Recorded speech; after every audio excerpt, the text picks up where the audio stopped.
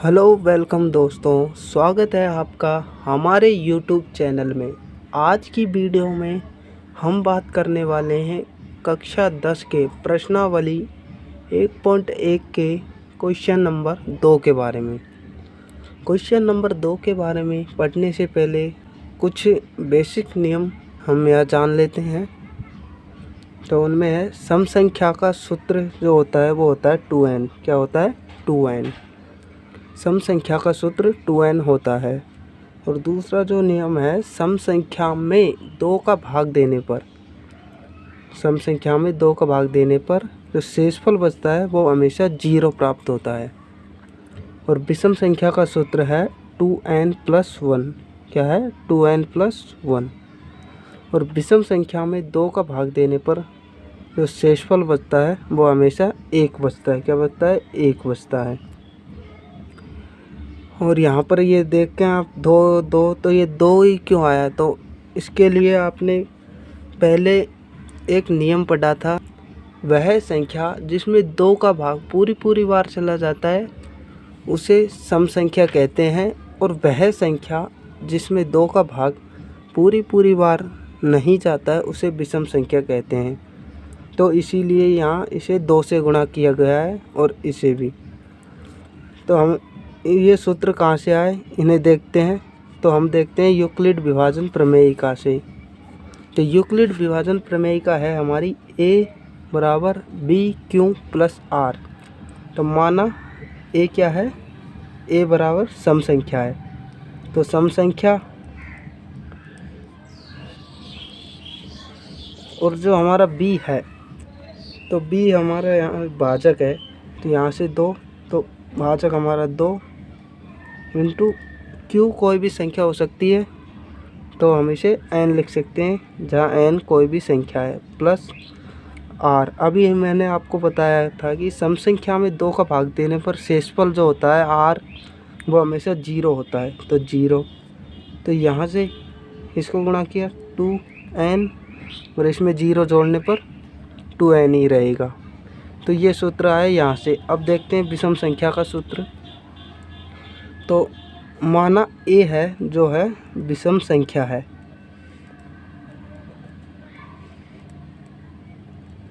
बराबर b वही 2 आ जाएगा इंटू q हमने n माना ही है, जो कोई भी संख्या हो सकते हैं n प्लस। और हम जानते हैं कि विषम संख्या में 2 का भाग देने पर जो शेषफल आता है वो हमेशा 1 आता है। तो यहाँ आ जाएगा 1। तो इसको गुणा कर दिया 2n और +1। तो यहाँ से ये 2 सूत्र आ गए सम संख्या के और विषम संख्या के, जो कि हमने अभी ऊपर पढ़े हैं। अब चलते हैं हम हमारे क्वेश्चन नंबर 2 की तरफ। तो दर्शाइए कि कोई भी धनात्मक विषम पूर्णांक 6q+1, 6q+3 या 6q+5 का रूप होता है। तो हमें इसे सिद्ध करना है यूक्लिड विभाजन प्रमेयिका से। यूक्लिड विभाजन प्रमेयिका से यहाँ पर यूक्लिड विभाजन प्रमेयिका लिखनी है a बराबर BQ+R। तो हम यहाँ देखते हैं तो b का मान क्या है। तो q से पहले जो मान है वो b का मान होता है। तो यहाँ से 6, यहाँ पर भी 6 और यहाँ पर देख सकते हैं 6। तो b का मान हमारा हो गया 6, क्योंकि q से पहले 6 है। तो अब हम जानते हैं कि जो r का मान है वो 0 के बराबर हो सकता है और 0 से बड़ा हो सकता है, लेकिन कभी भी b से बड़ा नहीं हो सकता। क्यों नहीं हो सकता? देखते हैं हम। ये रफ कार्य कर रहा हूँ मैं। तो हम भाग देते हैं, 3 का भाग 15 में देते हैं, तो 3×5 = 15। तो यहाँ पर देख सकते हैं आप शेषफल 0 आ गया। यदि मान लीजिए हम इसे 16 कर दें तो शेषफल 1 आ जाएगा, और इसे 17 कर दें तो शेषफल 2 आ जाएगा। लेकिन जैसे ही हम इसे 18 कर देते हैं तो भाग 6 बार चला जाएगा और शेषफल फिर से 0 आ जाएगा।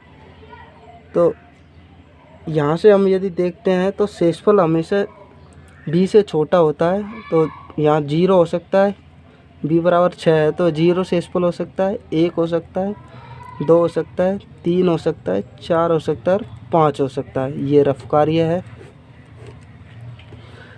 तो अब यहाँ से लिखते हैं ए, माना ए कोई संख्या है, तो ए, फिर यहाँ से ए बराबर बी जो है, बी का मान 6 और क्यू का मान कुछ भी हो सकता है, तो क्यू का क्यू रख देंगे, प्लस आर जो शेषफल है तो शुरू में लेंगे 0, फिर दोबारा लेंगे 6Q प्लस आर।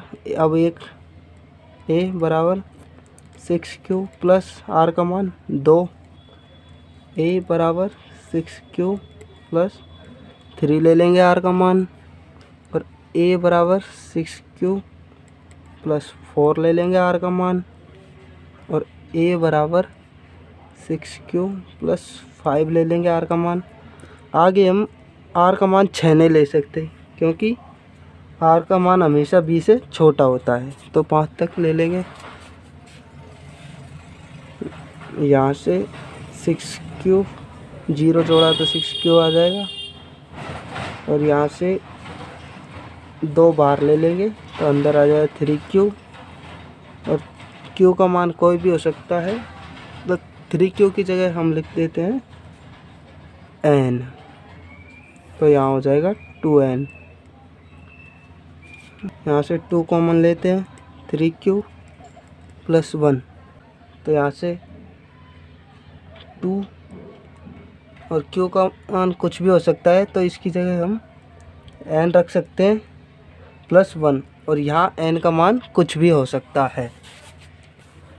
तो आगे हम इन दोनों में से 2 कॉमन लेते हैं, दोनों में से कॉमन लेंगे तो यहाँ पर बचेगा 3Q और यहाँ बचेगा प्लस 1, तो यहाँ पर 2 और 3Q प्लस 1, Q का मान कुछ भी हो सकता है, तो हम यहाँ इसकी जगह लिख सकते हैं N। अब हम देखते हैं कि जो सम संख्या और विषम संख्या का सूत्र होता है, जिसमें प्लस में 1 होता है, तो यहाँ पर हमें 1 लेके आना है। तो हम इसे 3 को 2 भागों में बांट सकते हैं, 2 प्लस 1।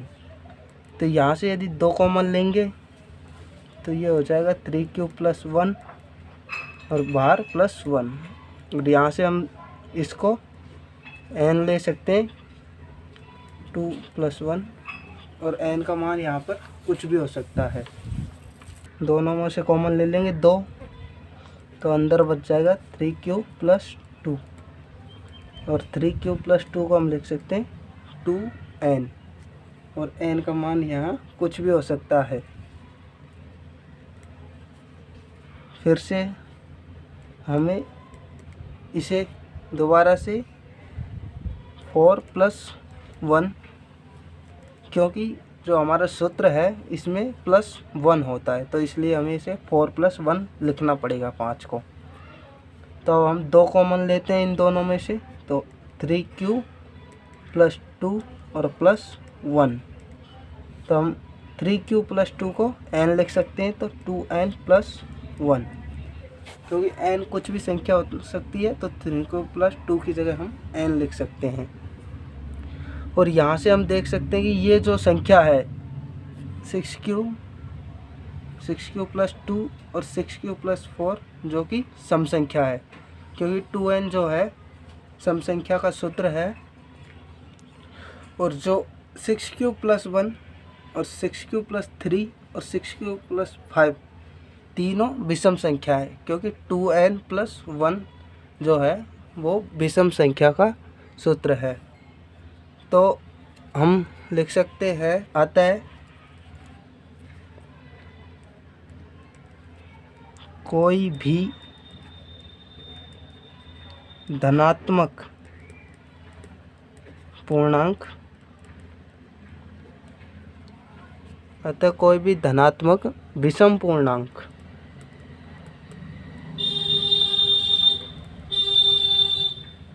सिक्स क्यू प्लस 1 या 6Q प्लस 3 या 6Q प्लस 5 का रूप होता है।